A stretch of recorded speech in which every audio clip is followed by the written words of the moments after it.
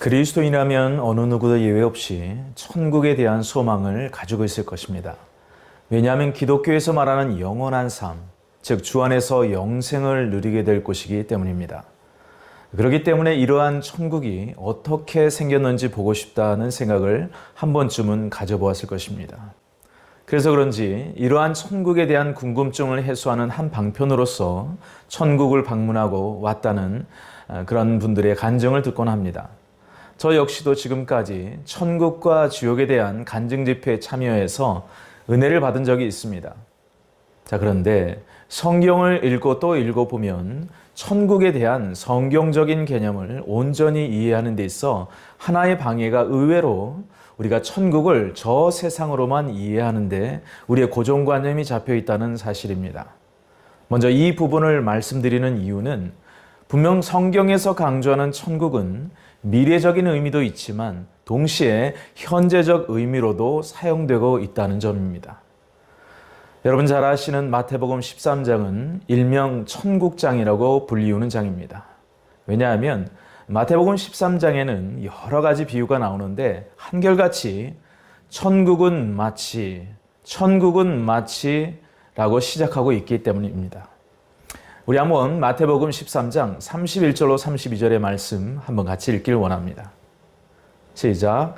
또 비유를 들어 이르시되 천국은 마치 사람이 자기 밭에 심은 겨자씨 하늘 같으니 이는 모든 씨보다 작은 것이로되 자란 후에는 풀보다 커서 나무가 되매 공중의 새들이 와서 그 가지에 깃들 이느니라. 아멘. 주님께서 비유로서 천국을 말씀하신 포인트는 무엇입니까?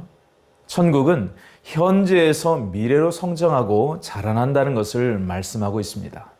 내게 심겨진 복음의 씨앗이 각지를 깨고 큰 나무로 성장하여 무성하게 되는 것은 물론이거니와 한 걸음 더 나아가 세계 모든 민족이 예수 그리스도의 나무를 찾아와서 그곳에서 쉼을 얻고 안식을 얻고 구원을 얻고 치료함을 받는 참된 구원의 회복을 경험하게 됨을 의미하기 때문이죠.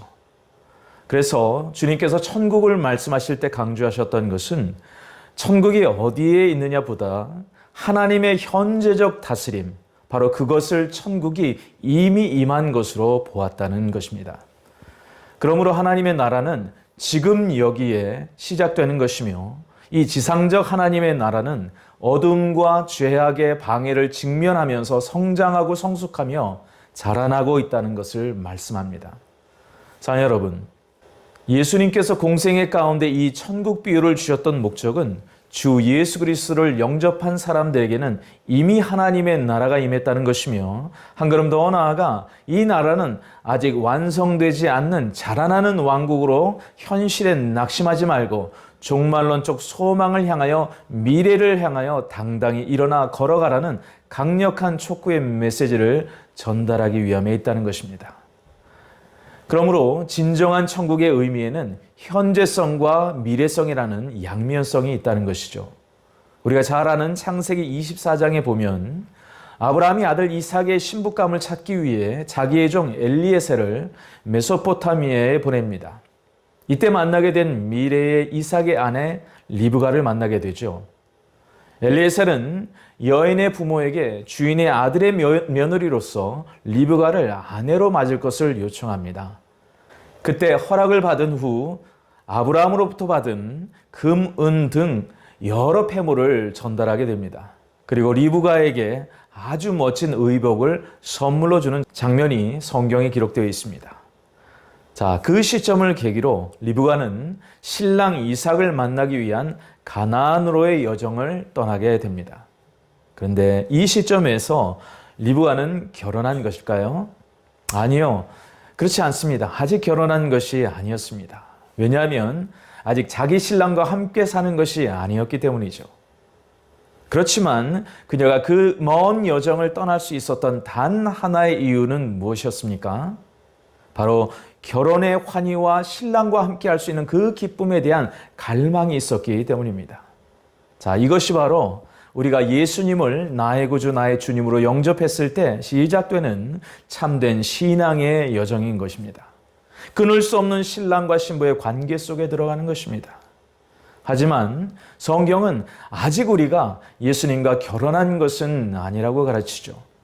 결혼 날이 다가온다고는 가르칩니다. 자, 그렇다면 언제 함께 영원한 결합을 하게 되는 것일까요? 그것은 바로 주님이 다시 오시는 그날, 우리는 그분과 영원토록 하나가 되는 영속적 결합에 들어가게 되는 것입니다. 이것을 가르쳐 어린 양의 혼인잔치라고 성경은 표현합니다. 자, 여러분, 이 결혼에 담긴 정혼식과 결혼식의 이중 구조가 천국의 어떠함에도 동일하게 적용된다는 사실을 아십니까? 성경은 이러한 천국의 개념을 세 가지로 구분하고 있습니다. 그렇다면 그 첫째는 무엇일까요? 바로 현재적 의미의 천국입니다. 우리는 이미 예수님과 끊어질 수 없는 관계 속에 들어갔다는 것이죠. 하지만 얼굴을 맞대고 함께 실감나게 주님의 모든 것을 경험하고 있는 것은 아닙니다. 그저 부분적으로만 경험하고 있는 것이죠.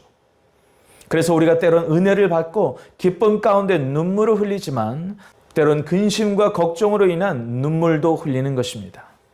자, 여러분, 겨자씨처럼 이 과정을 통하여 그리고 이 과정이 있어야만 진정한 의미의 의의 나무, 진정한 성숙한 신부로서 자라갈 수 있게 되는 것을 믿으시기 바랍니다.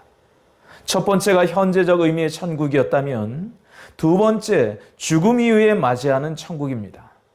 이곳은 우리가 사후의 영혼으로서 낙원에 거하는 상태를 말하는데요.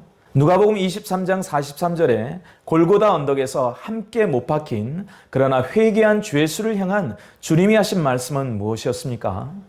오늘 내가 나와 함께 낙원에 있으리라 말씀하셨습니다. 이 낙원의 다른 말은 셋째 하늘이라고 성경은 표현하죠. 고린도후서 12장 2절과 4절에 보면 사도 바울이 셋째 하늘에 이끌려 올라간 체험을 말하면서 다른 말로 그가 낙원에 이끌려 올라갔다라고 표현합니다. 그러니까 낙원의 다른 말은 셋째 하늘인 것입니다. 또 한 가지 이 사후의 천국을 묘사하는 단어 하나가 무엇인가? 바로 아브라함의 품이라는 단어입니다. 여러분, 누가복음 16장에 보면 잘 알려진 부자와 거지 나사로의 비유가 나옵니다. 그런데 거지 나사로가 아브라함의 품에 들어갔다라고 표현하고 이름 없는 부자는 음부에서 고통을 받고 있다라고 말씀합니다.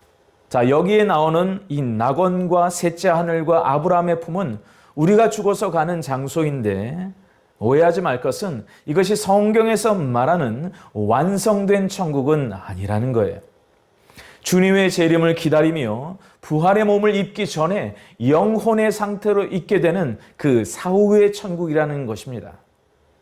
자, 그렇다면 세 번째는 어떤 천국일까요? 흔히 이 천국을 가리켜서 완성된 천국 또는 종말론적 천국이라고 표현합니다. 여러분, 이 천국은요, 부활의 첫 열매가 되신 예수님처럼 우리의 영혼이 부활의 몸과 영광과 거룩함으로 완전히 하나가 되어서 하나님의 영광을 누리게 될 영원한 천국인 것을 말씀하고 있어요. 그리고 이 천국은 우리가 흔히 알고 있는 셋째 하늘에 있는 사후의 천국인 낙원을 말하는 것이 아니라 종말론적인 천국인 마지막으로 완성되는 새하늘과 새 땅에 도래할 천국을 말씀하고 있는 것입니다. 그래서 굳이 표현하자면 새로운 땅 위에 이루어지는 천국을 말하는 것입니다. 우리가 잘 아는 주기도문에 보면 하늘에 계신 우리 아버지여 하늘에서 뜻을 이루신 것 같이 이 땅에서도 이루어지이다라는 주기도문에 대한 하나님의 응답으로 주어지게 되는 완성된 천국을 말씀하고 있는 것입니다. 오늘은 바로 세 번째 언급한 완성된 천국을 함께 살펴보고자 합니다. 그렇다면 이것이 왜 그토록 중요한가? 바로 모든 구속의 역사가 끝이 나고 영원의 상태로 들어가게 되는 마지막 종말론적 천국이기 때문에 그렇습니다. 우리 다 함께 계시록 21장 1절의 말씀 한번 같이 읽겠습니다. 또 내가 새 하늘과 새 땅을 보니 처음 하늘과 처음 땅이 없어졌고 바다도 다시 있지 않더라. 아멘. 자, 여기 보면 새롭게 반복해서 등장하는 단어 하나가 있습니다. 그것은 바로 새하늘과 새 땅의 새라는 단어인데요. 헬라어로 카이노스라고 합니다. 여러분, 성경에 등장하는 새롭다라는 대표적인 형용사는 두 가지입니다. 첫째는 시간과 기원에 있어서 100% 전혀 다른 새로움을 의미하는 네오스라는 단어가 있고요. 두 번째는 본성이나 질적인 부분에서 새롭다라는 뜻의 카이노스가 있습니다. 자, 그런데 계시록 12장 1절에서 등장하는 새하늘과 새 땅에는 형용사 카이노스가 사용되고 있다는 점입니다. 다시 말하면 이전과는 100% 완전히 다른 새로운 우주, 새로운 지구의 재탄생을 의미하는 것이 아니라 현재의 우주, 현재의 지구가 영화롭게 질적으로 변화되는 영화롭게 갱신된 우주와 지구를 의미하고 있다는 거예요.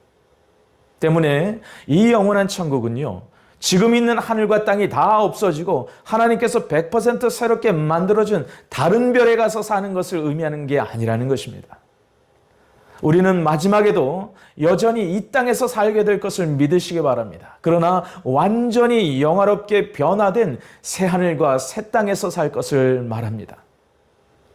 왜 이것이 합당한 것일까요? 그 첫째 이유는 성경에서 증거하는 바 하나님께서 처음 이 천지창조를 하시면서 반복적으로 하셨던 말씀에서 들어갑니다. 여러분, 그 말씀을 기억하십니까? 네, 그렇습니다. 보시기에 좋았더라. 바로 그 뜻은 히브리어 토브를 의미합니다. 창조하신 그 땅이 좋았다라는 겁니다. 창조하신 그 사람의 심히 좋았다라는 겁니다. 만일 하나님께서 자신이 창조하신 우주를 보시고 보시기에 좋았다라고 하신 이 땅이 사단의 방해로 완전하게 소멸시켜버릴 수밖에 없다면 사단이 어떤 부분에서는 하나님께 승리한 것 아니겠습니까? 아니요, 결코 그럴 수 없는 것입니다. 그렇기 때문에 처음 하늘과 처음 땅을 향한 주님의 계획은요, 결코 소멸이 아닌 것입니다. 그것은 회복인 것입니다. 이 땅을 새롭게 회복하시면서 사단의 영향력을 완전히 깨끗게 하시는 것이 바로 새하늘과 새 땅의 상태인 것이죠. 두 번째는 새하늘과 새 땅에서 살게 될 모든 그리스도인들은 부활한 몸을 가지고 살게 될 것입니다. 여러분 잘 아시는 고린도후서 5장 17절은 이렇게 말씀하죠. 그런즉 누구든지 그리스도 안에 있으면 새로운 피조물이라 이전 것은 지나갔으니 보라 새 것이 되었도다. 아멘. 사랑하는 여러분, 고린도후서 5장 17절에도 새로운이라는 단어가 등장합니다. 그런데 계시록 21장 1절에 사용된 카이노스라는 바로 질적인 새로움을 표현하는 그 똑같은 헬라어가 사용되고 있다는 것이죠. 여러분에게 한번 질문을 드리겠습니다. 우리는 그리스도 안에서 완전히 소멸되어서 전혀 다른 존재로서 지금 새로운 피조물이 된 것입니까? 아니요, 그렇지 않습니다.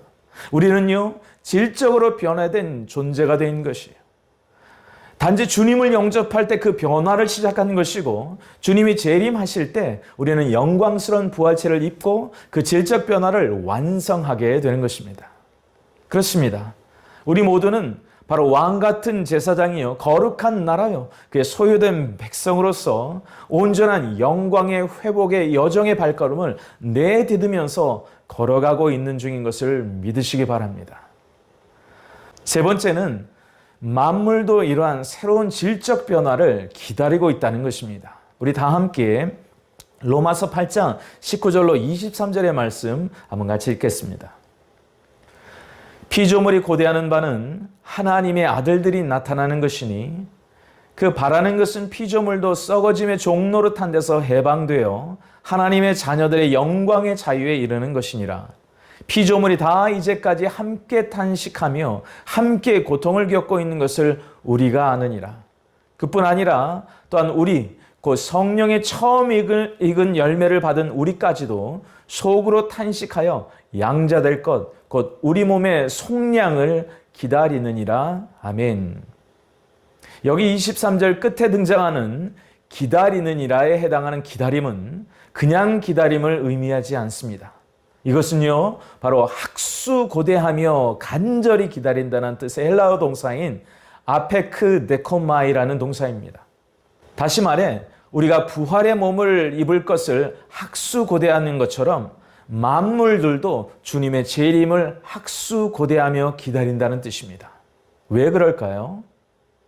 하나님의 아들들이 부활의 몸을 입게 될 때 하나님의 나라가 완성되게 되면 피조물 역시도 해방될 수 있기 때문이라는 것입니다. 사랑하는 여러분, 만물이 완전히 소멸되어 버린다면 그 학수고대가 학수고대이겠습니까? 결코 그럴 수 없을 것입니다. 그들 역시 질적으로 새로워지고 죄의 굴레로부터 자유하게 되는 그 영광의 모습을 가지게 될 것을 소망하면서 학수고대한다는 것입니다. 그렇기 때문에 복음은 무엇입니까? 다른 말로 표현하면 궁극적으로 회복인 거예요. 바로 이것이 하나님의 뜻이며 하나님의 계획이며 하나님의 목적인 것을 믿으시기 바랍니다. 회복입니다. 자, 그렇다면 바다가 없다라는 것은 무슨 의미일까요? 분명 새하늘과 새 땅에는 생명수 샘물이라고 나오면서 물이 있음을 말하는데 바다가 없다라는 것은 과연 무엇일까요? 계시록 13장에 보면 바다는 짐승이 나오는 악의 군원을 상징합니다. 왜냐하면 바다에서 올라온 그 짐승이 바로 사탄에게 권세를 받은 적 그리스도이기 때문에 그렇죠. 때문에 이런 악한 존재를 있게끔 한 바다는 새 창조의 역사에서는 더 이상 존재할 수 없게 하신다는 것입니다. 자, 그렇다면 이 예언의 말씀을 듣는 이 시대의 교회와 성도들의 반응은 무엇이어야 할까요? 이미 도래한 새하늘과 새 땅에서의 삶의 원리를 살아가는 것이며 장차 임할 새하늘과 새 땅이 속히 임하도록 간절히 기도로서 준비해야 한다는 것입니다. 그렇습니다. 사랑하는 여러분, 2000년 전 주님께서는 제자들에게 가르쳐주신 그 주기도문을 통해서 오고 오는 모든 세대 가운데 그 주기도문을 남기셨어요. 이유가 무엇입니까? 기도하게 하셨던 그 이유가 무엇이냐고요. 분명한 목적은 하나입니다. 바로 그 기도문을 통하여서 뜻이 하늘에서 이룬 것처럼 이 땅에 이루어지는 바로 그 새하늘과 새 땅을 바라보셨던 거예요. 그러면서 그 영원한 천국이 이 땅에 임할 수 있도록, 새로운 땅에 임할 수 있도록 주의 백성들로 하여금 주기도문의 기도로서 세대와 세대를 뛰어넘어서 함께 동참하면서 하나님의 나라의 역사를 이루도록 우리를 초청하셨던 것입니다. 이것이 바로 주님의 은혜요 주님의 사랑인 것을 믿으시기 바랍니다. 여러분, 팔복 말씀에 보면 직접적으로 천국을 언급한 두 개의 말씀이 나오는데요. 마태복음 5장 3절과 10절의 말씀 한번 같이 읽습니다. 심령이 가난한 자는 복이 있나니 천국이 그들의 것이며 의를 위하여 박해를 받는 자는 복이 있나니 천국이 그들의 것임이라. 아멘. 사랑하는 여러분, 이 팔복의 말씀은 지금을 살아가는 현재적 천국의 삶을 촉구하는 메시지일 뿐만 아니라 장차 임할 영원한 천국의 백성들에게 요구되는 삶인 것입니다. 그렇다면 이 세상에서 새하늘과 새 땅을 미리 살며 훈련하며 준비하는 것이야말로 우리의 진정한 소명과 사명이 아닐까요? 우리 다 함께 계시록 21장 2절의 말씀 한번 같이 읽겠습니다. 또 내가 보매 거룩한 성 새 예루살렘이 하나님께로부터 하늘에서 내려오니 그 준비한 것이 신부가 남편을 위하여 단장한 것 같더라. 아멘. 계시록 21장 2절에 보면 새 예루살렘이 하늘에서 이 땅으로 내려온다고 하면서 그 모습을 가리켜 신부가 남편을 위하여 단장한 것 같다라고 표현합니다. 사랑하는 여러분, 신랑을 맞이하는 신부의 모습은 어떠한 것이어야 할까요? 분명한 사실은 가장 이쁘고 가장 아름답고 가장 최고의 모습을 보이지 않겠습니까? 그렇습니다. 도래할 새하늘과 새 땅과 새 예루살렘, 다시 말하면 우리가 영원히 거할 영원한 천국 역시 가장 아름다운 것이며 가장 최고의 상태의 천국으로 우리에게 주어질 것이라는 것입니다. 이 모든 내용을 함축하는 단어가 바로 단장이란 단어예요. 자, 그런데 우리가 한 가지 기억해야 될 사실은 이 단어가 능동형이라는 사실입니다. 무슨 뜻입니까? 우리 다 함께 요한복음 14장 1절로 3절의 말씀 한번 같이 읽겠습니다. 너희는 마음에 근심하지 말라. 하나님을 믿으니 또 나를 믿으라. 내 아버지의 집에 거할 곳이 많도다. 그렇지 않으면 너희에게 일렀으리라. 내가 너희를 위하여 거처를 예비하러 가노니 가서 너희를 위하여 거처를 예비하면 내가 다시 와서 너희를 내게로 영접하여 나 있는 곳에 너희도 있게 하리라. 아멘. 사랑하는 여러분, 주님께서 우리를 위해 능동적이고 역동적으로 우리의 거할 처소를 단장하셨다는 것입니다. 그렇다면 우리들의 반응은 어떠해야 할까요? 우리 역시 능동적이고 역동적으로 그리스도의 신부로서의 단장의 삶을 살아야 하지 않겠습니까? 한 걸음 더 나아가 우리가 이 새 예루살렘이 내려오는 과정에 있어서 한 가지 반드시 간과하지 말아야 할 부분이 있습니다. 그것은 바로 성경에서 지속적으로 증언하고 있는 사실을 종합해보면 이 영원한 천국의 진행 방향에 담긴 영적 메시지가 있다는 것입니다. 성경은 말씀합니다. 천국은 이 땅에서 하늘로 올라가는 것이 아니라 하늘에서 땅으로 향하고 있다는 사실을요. 자, 이것이 무슨 말인가? 하나님은요, 이 하나님의 뜻을 완성하기 위해, 즉 새하늘과 새 땅과 새 예루살렘, 그 영원한 천국의 뜻을 완성하기 위해서 지금까지 그분의 시선을 하늘에서 땅으로 두셨다라는 점입니다. 여러분 잘 아시는 요한복음 3장 16절의 말씀 기억하십니까? 하나님이 세상을 이처럼 사랑하사 독생자를 주셨으니 이는 저를 믿는 자마다 멸망치 않고 영생을 얻게 하려 하심이니라 말씀하셨습니다. 그분의 마음의 뜻과 생각, 그분의 시선이 언제나 우리를 향한 이 땅을 향해 있었다는 것을 볼 수 있습니다. 우리가 잘 아는 민수기 6장 25절로 26절의 아론을 향한 하나님의 축복의 말씀도 하늘에서 땅으로의 하나님의 시선을 확인해 볼 수 있는 좋은 본문입니다.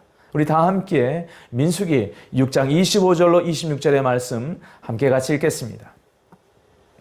여호와는 그 얼굴을 내게 비추사 은혜 베푸시기를 원하며 여호와는 그 얼굴을 내게로 향하여 드사 평강 주시기를 원하노라. 아멘. 자, 이것이 바로 지금도 변함없는 우리를 향한 주님의 마음인 것을 믿으시기 바랍니다. 하늘에서 땅으로의 주님의 시선인 거예요. 거룩한 성 새 예루살렘이 하나님께로부터 하늘에서 내려온다는 사실에 담긴 영적 메시지는 무엇입니까? 그렇습니다. 하나님의 마음, 하나님의 천국의 진행 방향이 그렇다라는 것입니다. 하늘에서 땅으로 내려온다는 것입니다. 그렇다면 이러한 하나님의 관심과 사랑에 대한 우리의 반응은 어떠해야 할까요?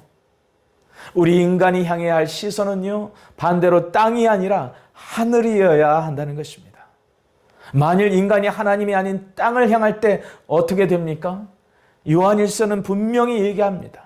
우리는 세상과 세상의 것을 사랑하게 되며 아담과 하와의 실수를 되풀이하게 될 것이라고 말씀합니다. 자, 여러분, 우리가 왜 주님의 말씀과 기도의 삶을 살아내어야만 할까요? 그것이 바로 주님의 뜻에 동의하며 동참하는 삶을 통해 올려드리는 참된 정말 신실한 영적 방향이기 때문에 그렇습니다. 우리 다 함께 시편 27편 4절의 말씀 함께 같이 읽겠습니다. 내가 여호와께 바라는 한 가지 일 그것을 구하리니 곧 내가 내 평생에 여호와의 집에 살면서 여호와의 아름다움을 바라보며 그의 성전에서 사모하는 그것이라. 아멘. 사랑하는 성도 여러분, 우리를 향한 주님의 시선은 변함이 없으십니다. 문제는 우리의 시선입니다. 사랑하는 여러분, 혹시 여러분 가운데 이렇게 하나님을 향한 바라봄에 어려움이 있으신 분이 있으십니까? 눈물과 고통과 아픔이 있으신지요? 사도 바울은 분명히 말씀합니다. 현재의 고난은 장차 우리에게 나타날 영광과 좋게 비교할 수 없도다. 아멘. 자, 무슨 말입니까? 현실을 뛰어넘어 천국을 사모하라는 것입니다. 그런데 이것은요, 그저 현실을 도피하면서 사모하라는 뜻이 결코 아닌 것입니다.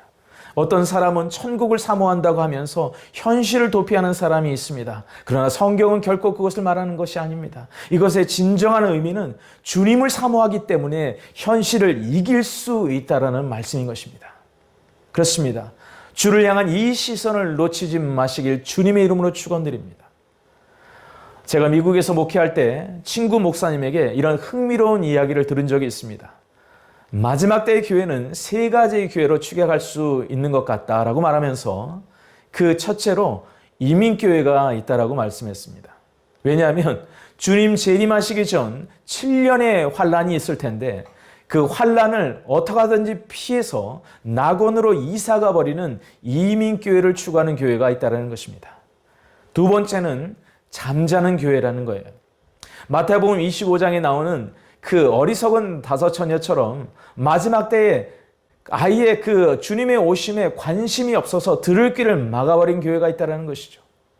세 번째는 어떤 교회였냐면 바로 순교교회라고 말했습니다. 고난 가운데서도 어린 양이 가신 그 길을 끝까지 걸어가며 배도하지 아니하고 믿음을 지키는 교회라는 것입니다. 이것은 주님의 재림 전에 닥칠 7년 환란에 대한 교회가 어떤 반응을 보일 것인가에 대한 아주 좋은 종말론적 교회의 표상입니다. 자, 그렇다면 이 세 가지 교회를 통해 지금 우리에게 도전하시는 메시지는 무엇일까요?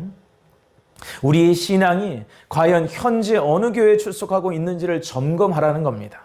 자, 여러분 지금 이 세 가지 교회 중에 어떤 교회의 성도로서 참여하고 계십니까?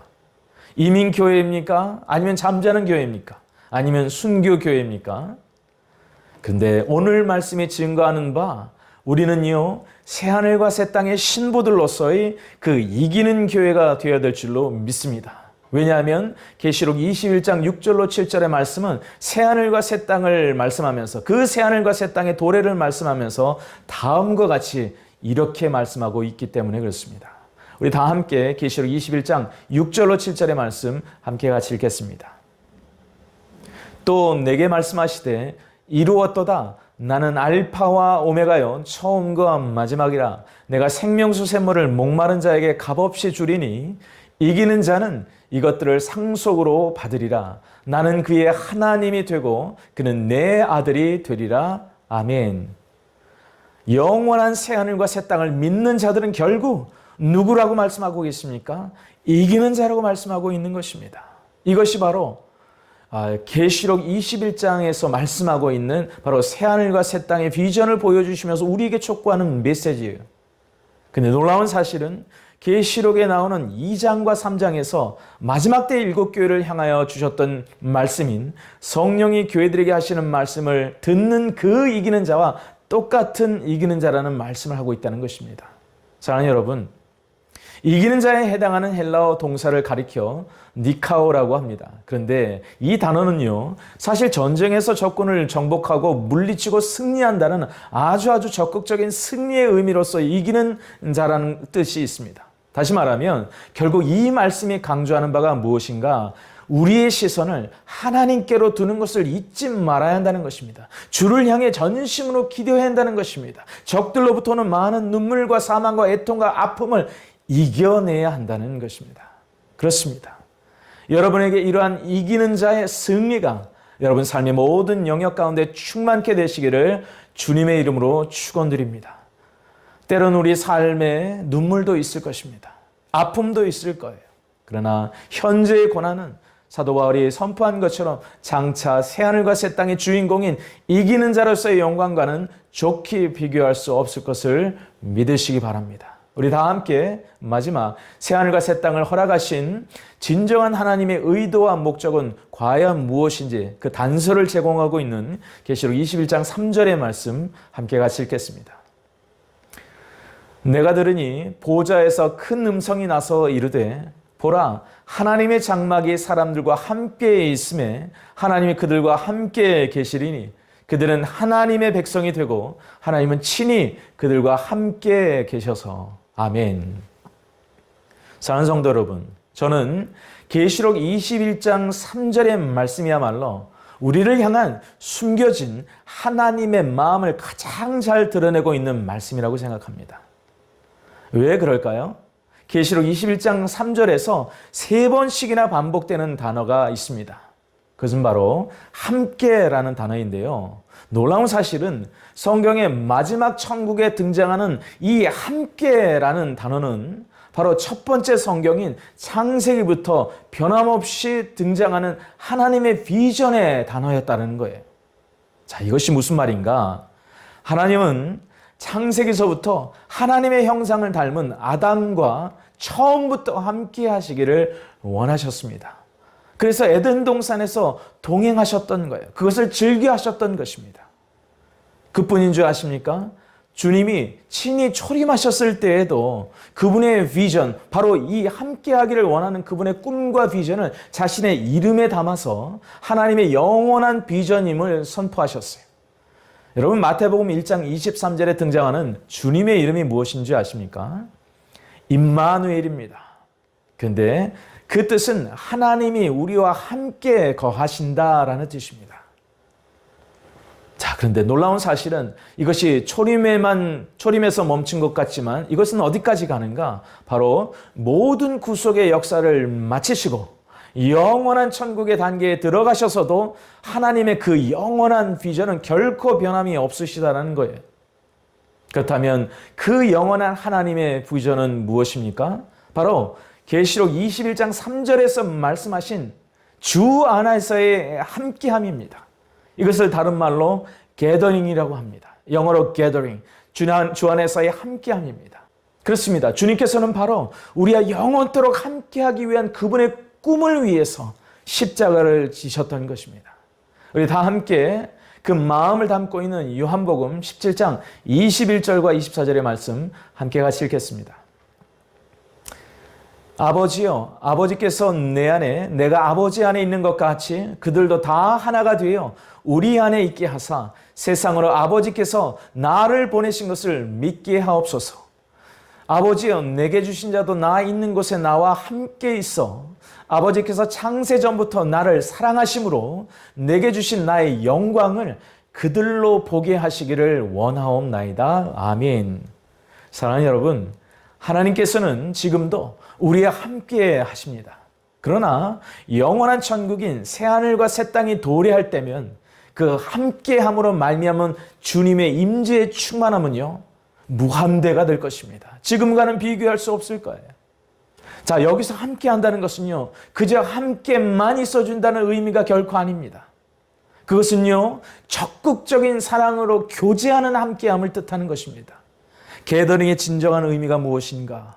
그렇습니다. 영원한 천국에서 사랑 안에 함께하는 한 가족됨을 의미하는 것입니다. 그것이 바로 영원한 하나님의 목적이며 그분의 꿈이며 그분의 비전인 거예요.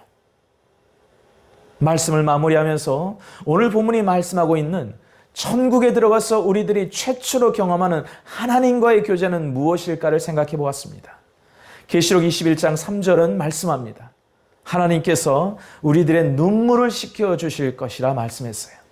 사랑하는 성도 여러분, 그렇다면 오늘을 사는 우리에게 있어서 이러한 하나님의 언약과 약속에 대한 우리의 최선은 무엇이어야 할까요? 요한일서 5장 4절은 다음과 같이 말씀합니다. 대저 하나님께로서 난 자마다 세상을 이기느니라. 세상을 이긴 이김은 이것이니 우리의 믿음이니라. 아멘. 그렇습니다. 우리의 믿음입니다. 주님은요, 이 땅을 떠나시면서 우리를 위한 처소를 마련하러 간다고 하시면서 아버지의 집은 거할 곳이 많다라고 말씀하셨습니다. 그분이 정의하고 있는 그 새하늘과 새 땅은 어떤 공간이기 이전에 아버지의 집이었다는 거예요. 놀랍게도 요한복음 14장에 이 새하늘과 새 땅을 아버지의 집으로 말씀하시면서 선포하셨던 주님의 강력한 자기 계시가 무엇이었는지 아십니까? 우리 다 함께 요한복음 14장 6절의 말씀 함께 같이 읽겠습니다. 시작. 예수께서 이르시되 내가 곧 길이요 진리요 생명이니 나로 말미암지 않고는 아버지께로 올 자가 없느니라. 아멘. 그렇습니다. 주님은요, 이 영원한 천국, 새하늘과 새 땅, 아버지의 집을 말씀하시면서 그 집에 입성하는 그 유일한 해답을 제시하셨던 거예요. 오직 예수 그리스도야말로 새하늘과 새 땅에 이르는 길이요, 진리요, 생명인 것을 믿으시기 바랍니다. 여러분 기억하십시오. 우리를 향한 하나님의 시선은 언제나 하늘에서 땅입니다. 그러나 하나님을 향한 우리의 시선은 무엇이어야 할까요? 오늘도 주님만을 바라고 보좌에 앉으신 아버지와 어린 양을 바라보아야 하는 그 시선이어야 할 것입니다. 그것이 진정 이와 같은 때에 하나님께서 우리에게 가장 강력하게 요청하시는 참된 의미의 신부단장일 것입니다. 이 마지막 때에 주를 향한 비둘기의 눈을 가지고 이기는 자로 서시는 저와 여러분이 되시길 주님의 이름으로 축원합니다. 아멘. 오늘 함께 기도하실 때에 이렇게 한 마음과 한 뜻으로 기도하겠습니다. 하늘에 계신 우리 아버지여, 오늘도 뜻이 하늘에서 이룬 것처럼 이 땅 가운데 이루어지게 하옵소서. 영원한 하나님의 나라, 그 아름다운 새하늘과 새 땅, 그리고 새 예루살렘이 도래할 수 있게 하여 주옵소서. 이 모든 영원한 천국에 대한 우리의 소망이 오늘 사는 우리에게 능력이 되게 하여 주옵소서. 눈물과 사망과 애통과 아픔이 우리를 힘들게 할지라도 우리의 시선을 들어서 영광의 나라를 보게 하시며 우리에게 주어진 인생의 마지막 날까지 이기는 자로 승리하며 나아가게 하여 주옵소서. 그래서 이기는 자에게 주시는 그 영원한 하나님의 선물인 하나님이 우리의 하나님이 되어주시고 우리는 하나님의 자녀들이 되게 하여 주옵소서. 우리 함께 주여 한번 부르짖고 전심으로 기도하며 나아가겠습니다. 기도합니다.